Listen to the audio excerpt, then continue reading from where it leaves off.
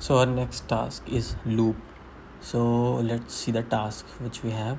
We'll have to do n equals to 3. So the list of non-negative integers that are less than 3, they should be printed. So basically it's 0, 1, 2. So no, print the square of each number. Sorry, the actual query is print the square of each number on a separate line. So now n equals to 3, so the numbers will be 0, 1, 2. So we'll have to print square 0, 1, 4. Okay, sounds good. Let's see the sample input 5.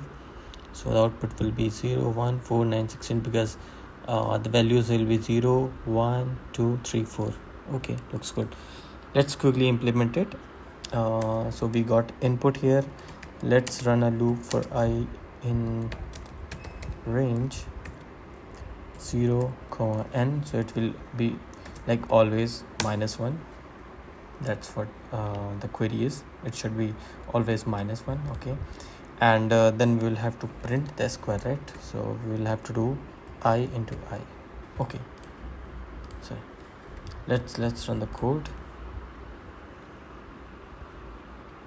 Sample code is passed. Both test cases passed successfully. Whoa,